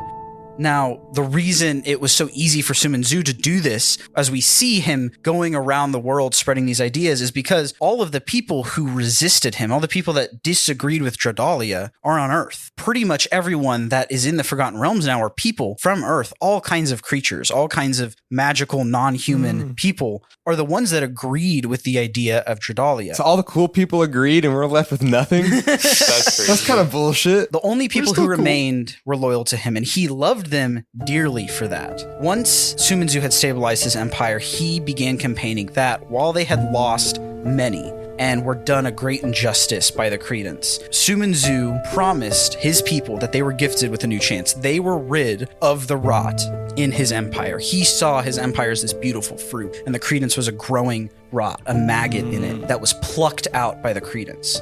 Now, they could exist in true peace. That's what he kept thinking. And on top of all of that, Fabian seemed to have forgiven his brother for wrongdoings. Fabian and Sumanzu would publicly disagree, but after all of this, in order for Fabian to hide the fact that he was the one that created the Void Cube, publicly forgave Sumanzu for their differences. Now, from the moment that Dradalia was banished, from the moment that the Allspects of time and knowledge were used, a strange phenomenon began to occur regularly. Portals would open up, spitting people from random points throughout Earth's time there. They were people from Earth, and some would come from only years after the Great War in Earth's timeline, while others would come from thousands of years later in Earth's timeline. Dr. Hugo Fabian started to see this, and he had an idea for what could be happening, and he ended up coining the term cognitivium, knowledge as an element. And the idea that cognitivium was being displaced. between Earth and the Forgotten Realms, and these portals were vortexes, and he came up with the idea of cognitivium displacement vortexes. It's like Iridium from Borderlands. Yeah. I guess. Or any fictional element or Yeah, or like- what's the one from Transformers? Come on, Stowe. Transformers. Come on, represent. I'm transforming once again. He has his Dude, hands I on his don't temple. know. Energon. Energon. Dark there we Energon. go. Stone was like in the midst of defeat. Like, I don't know, and it came to him. You came through. Now, everyone that came through these CDVE portals, they all shared one thing in common. None of them, from right after the Great War happened in Earth's timeline or tens of thousands of years in Earth's future, none of them had any hint of an idea about Jadalia. All memory of it was erased. Suman-Zu started to think about knowledge very often, and he underestimated its power. He didn't realize that it could be used to banish his entire empire into a new realm. So he chose to create an educational system for his empire. He wanted to ensure that he had the upper hand on knowledge. He gathered together his most trusted allies. First, his brother, Dr. Hugo Fabian, of course, who was a genius in science and magic in all regards. Then he gathered Scoots Darrington, an adventurer from the early 1900s who saw the value in setting aside politics for the sake of discovery. The statues. After that, he found Felonius Reichardt, a political figure from the 35th century on Earth, who was the leader of a theocracy nation. Lastly, he gathered Barley Witchhaven, a strong believer in the occult and supernatural from the 1600s colonial America. Together, they founded the Jadalian Re-Education Association for the glory of the nation. At first, the Dragon, or later named Dragon University. Also known as the Power Rangers. I don't know. The Power Rangers They slash the come to Avengers. Earth sometimes, Slash and the they new would. Avengers. So Dragon was an acronym? Yeah. Dragon was an acronym. Wait, do we know that? Yeah. We did, but that was Just a kidding. long time It was only ago. explained once. It was explained. Wait, what's the acronym again? Jadalian Re-Education Association for the Glory of the Nation. I remember that. Holy shit. No, The way. knowledge I is don't came even back. remember that. It's interesting to see how like the crew got together. Yeah. True. And as they all came through, and it's our first glimpse of the fact that one of these people was from y'all's future, from your perspective. Yeah, that was the that's cool part. I didn't interesting. realize. Yeah, I that's don't. cool. This is the first time I think we've heard we're like all the time. Yeah. Yeah. Over the years, Suman-Zu became far more caught up in imperial affairs. He decided to pass his position of Dean of Dragon University to another longtime friend, a native of the Forgotten Realms, who he knew could technically be Dean for eternity, as they didn't age. He gave the position of Dean to Dr. Annie Acula. Yes, you can all be like, ew, gross, her name's Annie. Her name's Annie. Did we do that at one point? Every time I say Annie, y'all freak out. Really? Oh, I feel like it's a normal name. Annie Acula. What's the though? context of us Annie freaking out? Acula. How are y'all pretending to not? Okay, dear listener, you know, you and I know. What is he? Every single no time they idea. freak out, they like, ew, cooties, Annie, gross name. Annie Acula. And then I have to say, okay, it's just Dr. Acula. You know, She was dear just listener. uncool until she became a doctor. Yeah, I have yeah. no idea about that. I do not I remember, don't remember that. Yeah. I feel How like do you guys know? Just listen to the podcast. Okay. Dr. Acula became dean, and as more and more years passed at Dragon University, the founders began to wonder more and more what life was like on Earth, as almost all of the founders, except for Suman-Zu and Hugo Fabian, are from a post-Jadalia Earth. Even Hugo Fabian started to wonder, what was it like on Earth after his successful separation of Jadalia from Earth? Over time, citizens of the Forgotten Realms also began to feel certain beliefs growing within themselves, and in the shadows, the credence slowly grew again in the Forgotten Realms. Because even though they could take the rot out of their empire, that didn't mean more rot could happen. I don't know. Well, from like the portals, right? Like the portals. Well, the portals are bringing people in, Right. and also just this idea It of... brought more curiosity, like wanting to see where is this coming from. Exactly. And even if someone once agreed with something, that doesn't mean they can't change their mind on it. Yeah. Now, dedicated to learning science and discovery with a strong passion to see how the resistance actually turned out on Earth, Octavius Hugo Fabian decided to use the Void Cube and travel to Earth. He left letters to the other founders and a special one to his brother, telling them that he was too curious and couldn't sit idly by any longer, especially as Jadalia grew more and more totalitarian. Then, one day, Octavius Hugo Fabian was gone from the Forgotten Realms. Around that same time, another cognitivium displacement vortex opened up. This one more sustained, a little unusual. didn't just spit one person out, but it was a sustained gateway between two places. And two people stepped through first, Daryl and Dan. They're the first two to come at the same time? Explorers for European rulers and navigators for the lost Roanoke colony came through the CDVE and brought the entire Roanoke colony with them. You see, that's why they're so. Oh, That's why they're so bad at math. yeah. Dude, if we ever get the chance, I am killing Dan. The Roanoke colony was running out of supplies. They were facing harsh weather, harsh environments. And when that portal opened up, what Daryl and Dan saw on the other side was a plentiful realm full of seemingly wondrous things. And they thought, why not move there for the sake of the colony, for keeping people safe? So they did. Now at this point, Daryl and Dan looking for a place to take their colony, as John White and these other people that are famous from the Roanoke colony had sailed canonically in real life back to England. Daryl and Dan were trying to find a place to keep them safe, and they wandered through this weird forest that was just full of massive mushrooms, and eventually they find their way to a cave, and all they wanted was cover from the weather. And when they walked in, they found alien life from their perspective.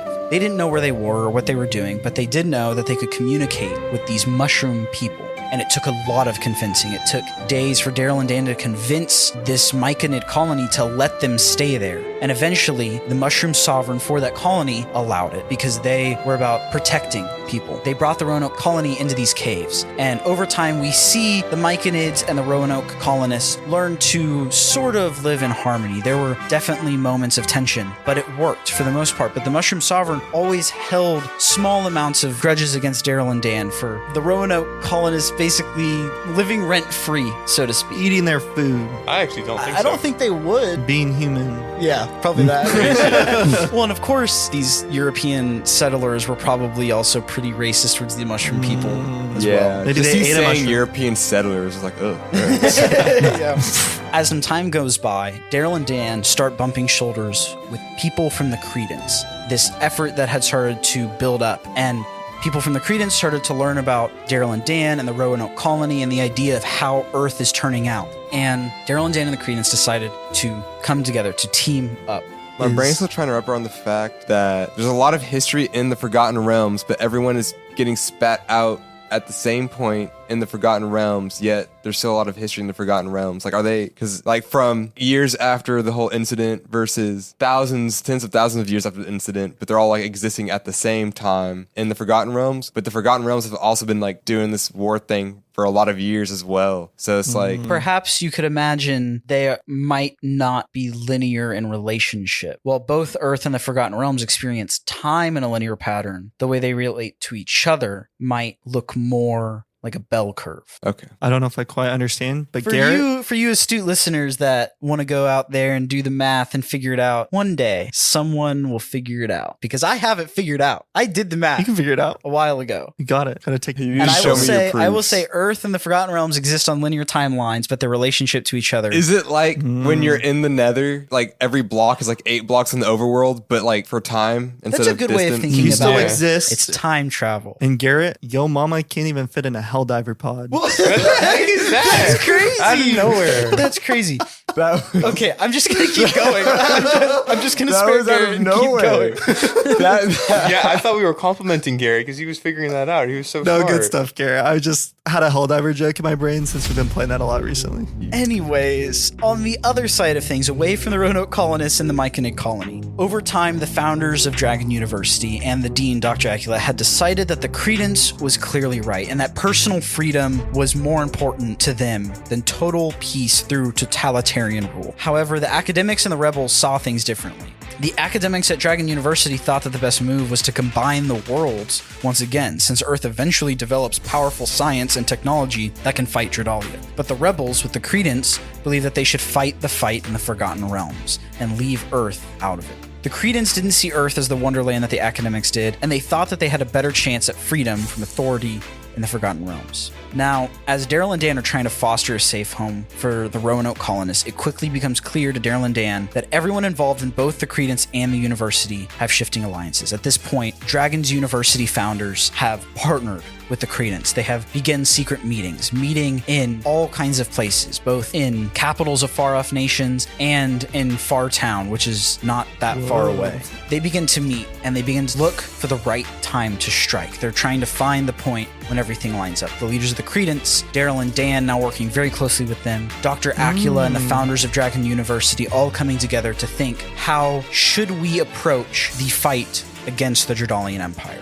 There comes a critical point when the three different groups, Daryl and Dan's Roanoke Colony, the Credence, and Dragon University, decide they all need to meet together in order to figure it all out for once and strike when the time is right. The floating island that Dragon University is on is moved across the region of the world that y'all have been exploring for the whole podcast. It moves to a distant mountain range near Fartown, similar to the place that y'all first entered the Forgotten Realms in, near that Myconid colony that y'all arrived in. Good times. What's that? It was a good time. Wait, what island moved? I'm sorry. The island that Dragon University is on, Oh, the floating really? island. It moves over a nearby Myconid colony. The Credence, in its many forms, gather together, and they all meet in the caves of that Myconid colony, because Jordalia, in many forms, has not supported non-humanoid creatures in the Forgotten Realms, even the sentient ones, like Myconid colonies that exist as a hive mind, doesn't mean they're any less of people. That's They all interesting. meet in the caves of this Myconid colony. Dr. Acula leads this discussion and is very clear about her stance of combining the two worlds together, opening bridges between the Forgotten Realms and Earth to try and get Earth's help to defeat Jordalia for good, to actually kill Suman Zu, to put an end to the Empire.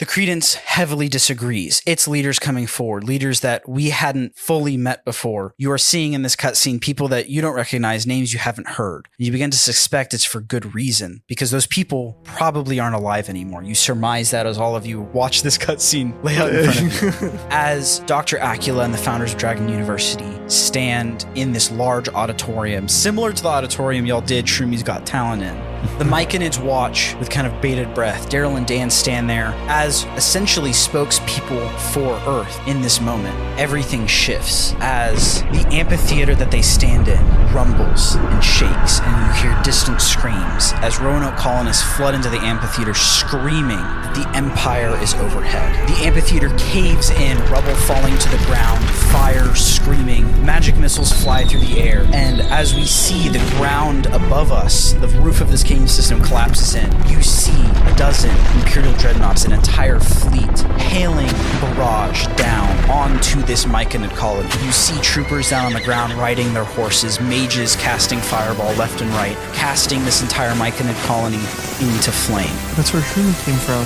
You see Dragon's University is quickly moving their island away, doing their best, and you see a coven of wizards standing on Dragon University's island, quickly casting a spell together to try and teleport the whole island. And as they do so, it begins to work, and each of them are taken out one by one, and the island of Dragon University makes it through that massive portal, but those powerful wizards do not. We move inside the crumbling caves of this Myconid colony, and you can see Dr. Acula running about. She opens one of her portals that she did the first time y'all met, and she moves back to Dragon's University Island, which is halfway across the region of the world at this point. As all of this is happening, we simply see Daryl and Dan running for their lives, trying to get as many of the Roanoke colonists to escape as they can, but it is simply too late. Too many Imperial soldiers have rounded them up, clearly seeing that they are people from Earth, and Daryl and Dan, with no other choice, decide to take secret tunnels out of the back and escape, and the Mushroom Sovereign sees this. They escape, and in this moment, we see Barley Witchhaven and Felonius Reichardt killed by Imperial No, my favorite. forces. Dude, what? Because I thought they were going to be alive. You see, Did you know it was also dishonorable for nobles to leave through secret tunnels in the midst of the battle? tunnel. Dude, that's what I was thinking. Dude, yeah. that's interesting. That makes sense. That makes sense. In this moment, we see these Credence leaders y'all had never heard of before, never seen their faces, never heard their names, are also killed at the hands of Imperial officers. And in that moment, Scoots Darrington looks at the Credence, these people that are looking for a leader to stand to. And instead of running back with Dragon University, trying to get back to her former organization, she decides to go with the Credence. Very few number of them actually escape through their secret tunnels. And amidst all of this chaos, everything raining down, we move back up and we see that same vision we saw before of Imperial Knights running around, an entire Myconid forest in flame. And you see 2 myconid parents carrying a little baby shroomy. No. And it is that exact same scene as before, where they hide him under a rock and tell him to wait there until he has help. And this time we see that those 2 parents don't make it. They are slain just as almost everyone else is by Imperial officers. His parents? Yes.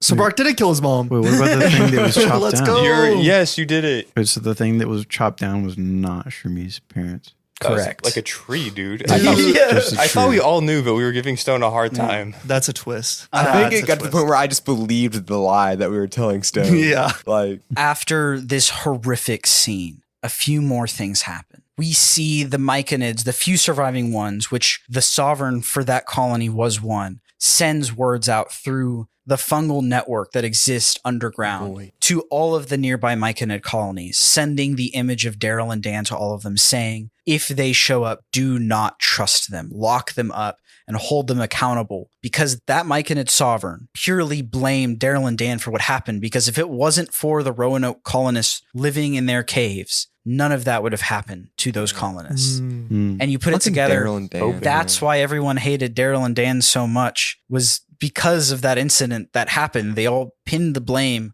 on the 2 of them. You did not need to give us more of a reason. Just after this, Been done. as Daryl and Dan are camping out in the woods, the normal woods, not the myconid woods, at one point, before y'all meet them, another portal opens up and they decide to go see what it is. Maybe it's some new help. And when they get there, they hear this horrific sound as this small, muddy, rat-looking dog is morphing and twitching under the moonlight and turns into a full-fledged werewolf or werehound. Oh, little Chihuahua turned into a big dog. And that's when they meet Justin, who came through one of Favian's accidental cognitive displacement vortexes. They immediately tell Justin to never trust the credence, never trust any of that, to stay away from all of it. And you put it together, that's why Justin had such mixed feelings in the very beginning when you met him, why he sometimes wanted to trust the credence because of what they could do for getting him back home, but was told by Daryl and Dan to never trust them in the first place. Now, the last part of this cutscene. Y'all witnessing all of these things coming together. The might of Sumanzu coming down on the credence. A few days after this incident, a few days after Justin meets Daryl and Dan, we're back at Dragon's University. We are in that laboratory that y'all are in right now, but of course it's in pristine condition. There's no window between worlds. This is before any of that. Dr. Acula sits there looking over a crystal ball, looking into some sort of like hologram vision as she's witnessing some part of the world, clearly looking into a myconid forest. And the grand doors behind her open, Imperial guards marching through. She stands up quickly and turns around to see Sumanzu standing there in front of her. She slowly nods her head and says, "Oh, your dreadfulness." And you can tell through this vision that she has extremely bated breath. She's nervous, her hands are twitching, she's breathing quickly, even though vampires don't even need to breathe. And Sumanzu stands there, extremely backlit by the hallway behind him. Him standing there practically as a silhouette. He just shakes his head. He says, "Annie, did you have any part to play in what happened the other day?" And she looks at the ground, can't lift her eyes up to him. She says, No, of course not. Of course not, Emperor. I did not." And he slowly walks forward. He says, "I have very few to trust in this moment, Dr. Acula. I need to rely on you." And she shakes her head and says, "Yes, of course. Yes, of course. You can rely on me in this moment. Your most dreadfulness. I simply want to put out the credence for good. They cause too much destruction." And he shakes his head and says, "Do not patronize me, Acula. I don't care about your personal morals. I simply care about your actions. I got a report from this laboratory. You are to debrief me now." And so she turns around, she moves the crystal ball to the side and has a bunch of scrolls in front of her with all kinds of magical transcript on them. There is a few floating quills off to the side that are quickly drawing out readouts, and all of those are looking at multiple other crystal balls set up that are clearly observing different parts of this region.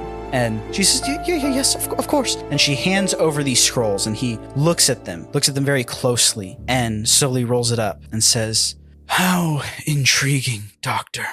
So you're telling me we have a chance?" And she says, "It's a bit strange, yes, but there's a possibility. I don't understand. Our analysts show nothing unique unique, nothing special about these 4. And she looks over at one of the crystal balls, not of the one looking at a myconid forest. As we look at that one closely now, that is a myconid forest very burnt to the ground. Right next to it is another crystal ball. Everything in it is a void, and suspended in that void is Roland Brown, Brock Williams, Gabriel Minos, and Margaret Hollsman. Your last name is Williams? You know this! And she says, it's less about them and more about their context. And he nods and says, very well. Put them with the myconids. We'll see how they fare. Perhaps there's more to them than meets the eye, and if not, I love to watch them squirm. Dude, that completes it. And he turns and quickly walks out of the laboratory, his golden robes flowing behind him. The Imperial Guards quickly close the grand doors behind the Emperor, leaving Dr. Acula all alone. She sits there, her hair draping over her shoulders in a way that we've never seen her, that no one has ever seen her in this campaign, only in this very specific cutscene where she looks simply defeated. Oh. She looks at the crystal ball of the void with y'all floating in it, looks at the burnt myconid forest, some myconids still rummaging around, trying to find any amount of hope. And she has a small tear of blood drip from one of her eyes, because the only liquid in a vampire is blood.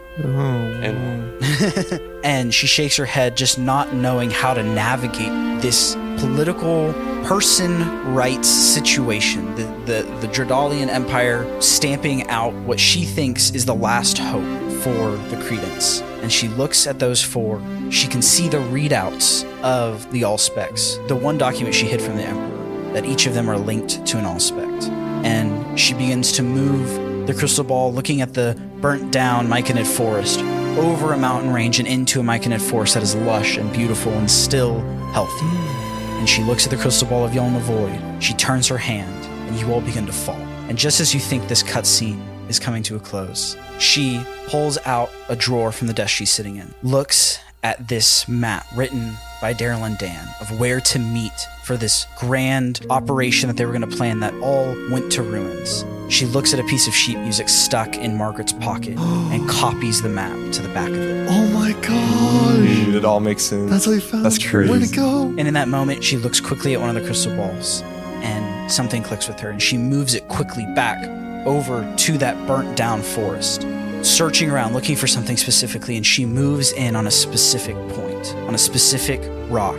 She uses her magic to move that rock and find a small baby shroomling that is crying in its little hole, picks him up and moves him across the mountain range back into a beautiful, lush myconid forest. As the 4 of y'all are arguing about what's happening, looking at this weird map that says Daryl and Dan, she uses her magic to pick up Shroomy, move him across the decrepit mushroom forest back into the beautiful, lush one that you 4 are talking in, drops him in a nearby bush where he screams to the high heavens as he falls down, confused about what's going on. You all turn, see Shroomy the first time. She turns off the crystal balls and walks away. And as we, in this omnipresent cutscene, are stuck in this laboratory, Dr. Acula now gone, we shift back to where it is now. The wall blown out. Most of you laying on the ground of this laboratory, the window between worlds that Dr. Fabian stands on the other side of, and Sumanzu levitating in the air. And he says, I've been in control the whole time. Clearly losing it just a little bit. And Looks like that's crazy. That's an insane lore drop. That was definitely much needed lore. I think that added a lot. That rounds it out. Yeah.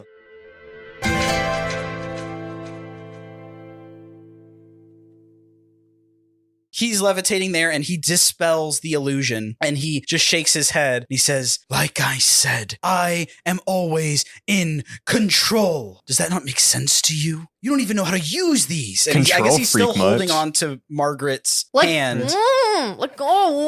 You're gross and sticky. It doesn't matter. We're just going to go home and you're going to be stuck here because you're evil and you don't get to take over Earth or the United States. Brock is a true American. Separate things, by the way. I'll hail the president. I'll hail the president. I kind of want to get him off me and give my allspec to Flynn. That's what I want to do. So in that moment, you're trying to jerk off. Hold on. Why did you say that? You're trying to get him off. You're trying to get him off. jerk him off, you know? Hold on. And you're trying, and his Can grip on I, you is so strong. Like web sling up to him and like grapple him to try to like break his grasp free You a of G. Margaret. Okay, I like that. The movement will be fine. Like the web swing to get over there will be fine. And then do a strength check to try and grapple him. 5. All of that for a 5 is ridiculous. So you sling forward, and he puts out his other hand, grabs your throat, and he's choking you, holding you up by your neck. And everyone else that's over by the laboratory sees the cocaine wind begin to move. And he looks over to everyone else standing over here. And he looks at you and says, how does it? In the world. Okay, that's right. Scholars, I will hold him back. Use the remote. Get away. Use the gauntlet. And he begins to fly, and just before he reaches the Emperor, we see another figure break through a window on a tower higher up, and you see a furry form leap from a high-up tower as Justin lands on the back of the Emperor, and Justin just bites the side of the Emperor's neck, and in that moment, the cocaine wind is flying forward, hits the Emperor in the chest, and both Roland, Margaret begin to fall, and Ouch. I mean, you've been using the web slinging stuff. Do you think you'll... I think I got it. Yeah, you think Yeah, I you got Catch it. me, I got catch it. Yeah, I got it. I don't me. need to roll. I got it. Swing to the car. How about you do Fuck. acrobatics with advantage? Is he gonna catch me too? Roll is a +7 acrobatics. Where are you This should swinging be to? Fine. No way. Oh. Roll the fucking 1. My first roll was a 17. Oh my gosh, dude! You fucked me. I'm trying so hard to get y'all to, bro. You fucked me. Whoa. Hey, yo. Okay, Damn, so that's a lot. You misalign your web. It just goes flying off into the distance. And I have an idea. okay, So I have polymorph. Can I? And it's technically, it says just transform a creature that I can see. yeah, Can I see myself and transform myself into a squirrel that doesn't take fall damage? yeah, you can cast on yourself. Okay, I do that temporarily until I Okay. hit the ground, and then I'll go back. So you go into squirrel form, fall down to save yourself. My idea to y'all as a group, and y'all can decide not to do this, is if y'all can get close enough to use that click remote, the cocaine Gwen is going to hold off the Emperor, and you can use the click remote to jump to the next point. Can I cast levitate? Yeah, Here, yeah. I'm casting levitate. Pew. Okay, so you levitate yourself. Nice. You stop your. You could have done that earlier. I didn't know it guess. was there. Okay. And so you stop yourself. I guess when you get down to the bottom, you can pick up Squirrel Roland. Nice. Fly back up to the group, and Aaron is ushering you over. And I'll just say he has the remote at this point because I don't know which one of y'all has it. And you congregate together. He hovers his hand over the finger. We see that blue aura form around y'all in a sphere, and he clicks y'all away.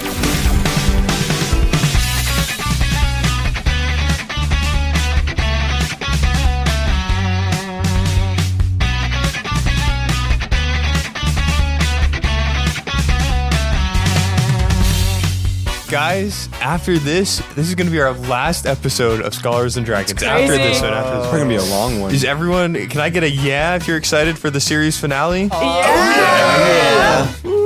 You guys better have done that at home too. That was Yes. talking to you guys as well. We're all super hyped for it. My name is Michael DiStasi. I play Fable, but next episode I will be playing Gabriel. Ooh. I'll see you guys then. Hey guys, my name's Melanie. I played Margaret Hollsman per usual, and oh my god, this episode was crazy. Hope you like the sound effects and the ambiance done by me. I'll actually be editing this episode as well, so hope you enjoyed it. I can't wait for the series finale. It's been a long journey. 2023, October 30th till September 30th in 2025. Been a good couple years. I loved recording this podcast. I love putting all the effort in what we do, and I loved recording with you guys. Anyways, we'll see you guys in 2 weeks for one last time. I'm Garrett. Thank you all for listening to our podcast. One more episode. This is coming out in September, so hopefully the start of school was good. Yeah, first round of tests are coming up. Do your studying while you listen to the podcast. It won't be difficult at all. My name is Stonar, and I played Brock the Rock. Thank you guys so much for listening. Go check out our socials, Instagram and YouTube. Our community manager, Vicky Wynn, posts some excellent social media content. She's actually in the room with us right now. Thank you for being here, Vicky. Shout out. And yeah, thank you guys so much for listening to this episode, and we'll see you in the final episode in 2 weeks. This is Josh. I played Flynn, and today's Flynn fact is that bumblebees can fly higher than Mount Everest. That's insane. Space bees. Bees of the future. And my name is Nate Dietz. I was your Dean Master. Thank you so much for listening to this podcast. Like Melanie said, it really has meant a lot. It's so cool to get to share this story and just weaving this world and getting to play D&D with my friends. And make sure to grab a friend to listen in 2 weeks to the final episode of Scholars and Dragons. And thank you for listening to Scholars and Dragons.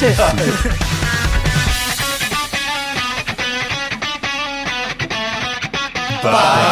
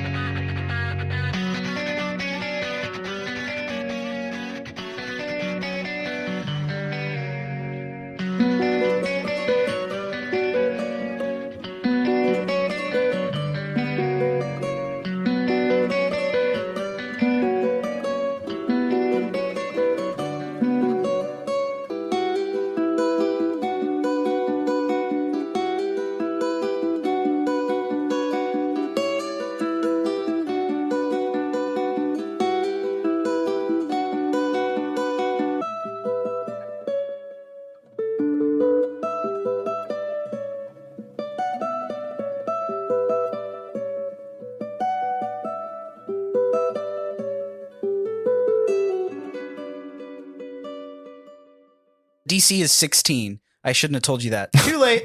I'm so Nice. I forgot that you don't do that with combat. Anyways.